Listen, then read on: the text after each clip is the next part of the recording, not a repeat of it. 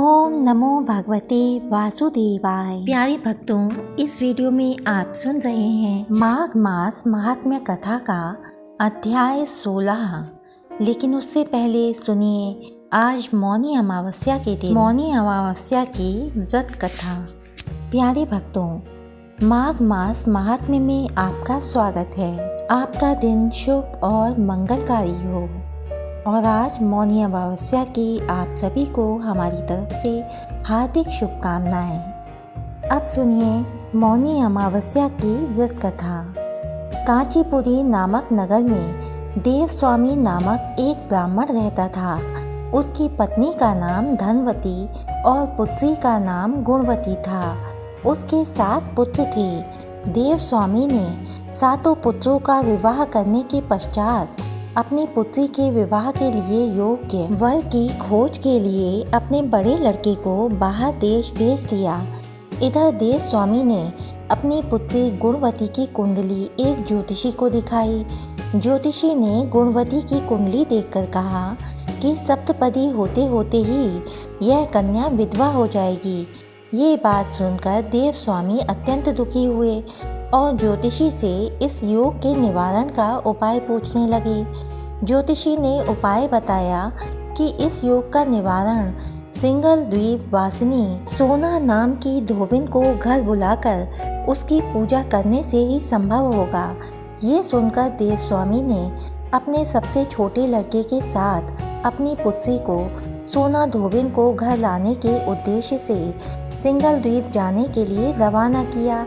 वे दोनों समुद्र के तट पर पहुंचकर समुद्र पार करने का उपाय सोचने लगे, लेकिन उन्हें कोई उपाय नहीं सूझ रहा था।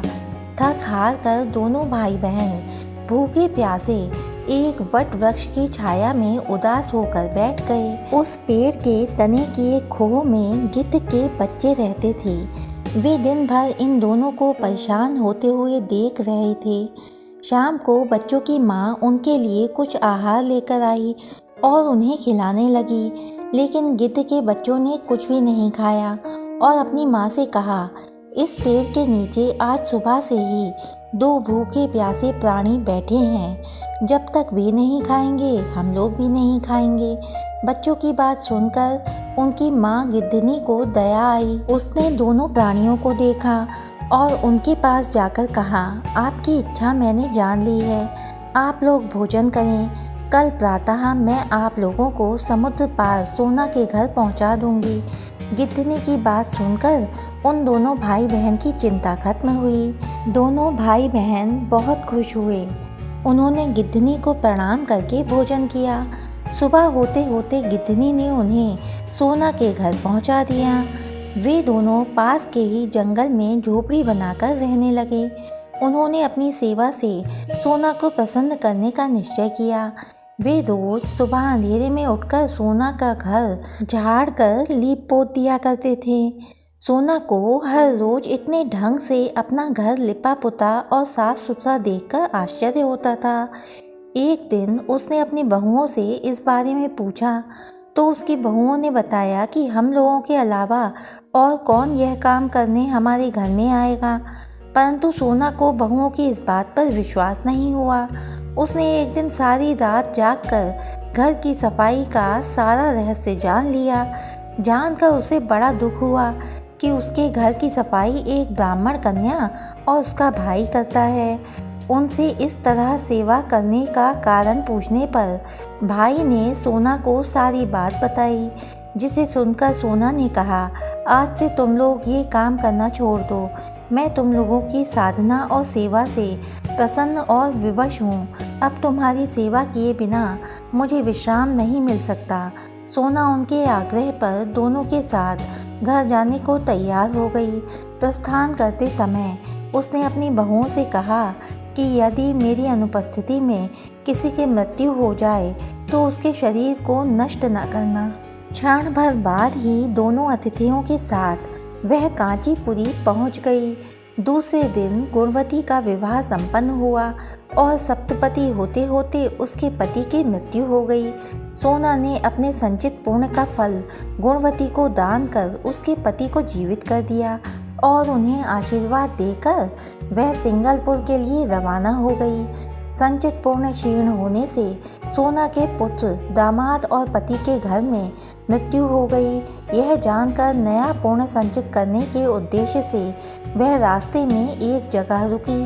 नदी के तीर पर स्थित एक पीपल के वृक्ष की छाया में भगवान विष्णु का पूजन किया और पीपल के वृक्ष की 108 परिक्रमाएं की। इतना करना था कि सोना के पुत्र, दामाद और पति जीवित हो गए और उसका घर धन धान्य से भर गया। इस प्रकार निष्काम भाव से सेवा करने का उत्तम फल सोना धोबन को प्राप्त हुआ। अतः सभी को इस कथा से शिक्षा लेनी चाहिए। हे भगवान, मेरी आपसे यही प्रार्थना है कि आपकी ये व्रत कथा जो जो मनुष्य कहे और जो जो सुने उसकी सभी मनोकामनाएं पूर्ण करना, सभी स्त्रियों को अखंड सौभाग्य देना और घर को धन संपत्ति से भर देना। और अब सुनिए भक्तों, माघ मास महात्म्य कथा का अध्याय 16। कार्तवीर्य कहने लगा कि हे भगवान, वह राक्षस कौन था और कांचन मालिनी कौन थी? उसने अपना धर्म कैसे दिया और उनका साथ कैसे हुआ?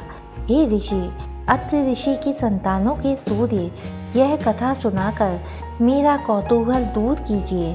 तब दत्तात्रेय जी कहने लगे कि राजन, इस पुरातन विचित्र इतिहास को सुनो। कांचन मालिनी नाम की एक सुंदर अप्सरा थी जो माघ मास में प्रयाग में स्नान करके कैलाश पर जा रही थी। तब उसको मार्ग में जाते हुए हिमालय के कुंज से एक घीर राक्षस ने देखा। उस सोने जैसे तेज वाली, सुंदर कटी वाली, बड़े बड़े नेत्रों वाली, चंद्रमुखी, सुंदर केश और पीन पयोधर वाली सुंदर अप्सरा को देखकर उस राक्षस ने कहा कि हे सुंदरी, कमल नयनी, तुम कौन हो और कहाँ से आ रही हो? तुम्हारे वस्त्र और वेणी भीगी हुई क्यों है? तुम आकाश मार्ग से कहाँ जाती हो और किस पुण्य के प्रताप से तुम्हारा शरीर ऐसा तेजस्वी और रूप ऐसा मनोहर है? तुम्हारे गीले वस्त्र से मेरे मस्तक पर गिरे हुए एक बूंद जल से मेरे क्रूर मन को एकदम शांति प्राप्त हो गई। इसका क्या कारण है? तुम बड़ी शीलवती प्रतीत होती हो, इसका कारण मुझसे कहिए। अप्सरा ने कहा कि हे राक्षस, सुनो, मैं काम रूपी अप्सरा हूँ। मैं प्रयाग में संगम में स्नान करके आ रही हूँ, इसी से मेरे वस्त्र भीगे हैं। अब कैलाश पर जा रही हूँ, जहाँ पर श्री शिव निवास करते हैं। त्रिवेणी के जल से मेरी सब क्रूरता दूर हो गई, जिसके पुण्य के प्रभाव से मैं इतनी सुंदर और पार्वती जी की प्रिय सखी हुई। जो आश्चर्य देने वाला उदाहरण मुझसे ब्रह्मा जी ने कहा था सो सुनो। मैं कलिंग देश के राजा की वेश्या थी। रूप, लावण्य और सुंदरता में अपूर्व थी। मेरी सुंदरता पर सारा नगर मोहित था और मैंने अनेकों प्रकार के भोग भोगे। अनेक प्रकार के वस्त्र और आभूषणों की घर में कोई कमी नहीं थी। कई कामी पुरुष आपस में स्पर्धा से ही मृत्यु को प्राप्त हो गए। इस तरह उस नगर में बड़ी सुंदरता से यौवन व्यतीत हुआ और मैं वृद्धावस्था को प्राप्त हो गई। तब मेरे मन में विचार आया कि मैंने अपनी सारी आयु पापों में ही व्यतीत कर दी। धर्म का कोई कार्य, दान, तप, यज्ञ आदि नहीं किया। शिव या दुर्गा जी की आराधना नहीं की, ना कभी भगवान विष्णु का पूजन किया। इस प्रकार अशांत चित्त से मैंने एक ब्राह्मण की शरण ली जो वेदों का ज्ञाता और ब्रह्मनिष्ठ था। मैंने उनसे पूछा कि मेरा उद्धार किस प्रकार हो सकता है। महाराज, साधु सज्जन अच्छे और बुरे सभी पर दया करते हैं, इसलिए मुझ दीन पर भी कृपा करके मुझ कीचड़ में डूबी हुई को पकड़कर उबारिए।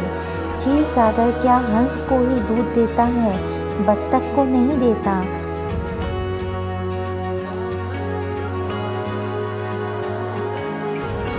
कि तू ब्रह्म के क्षेत्र प्रयाग में जाकर माघ मास में त्रिवेणी संगम में स्नान कर, परंतु मन में अशुभ क्रिया का विचार नहीं करना। पापों के नाश के लिए महर्षियों ने तीर्थ स्थान से अधिक और कोई प्रायश्चित नहीं बतलाया। प्रयाग में स्नान करने से तू अवश्य पवित्र होकर स्वर्ग को जाएगी।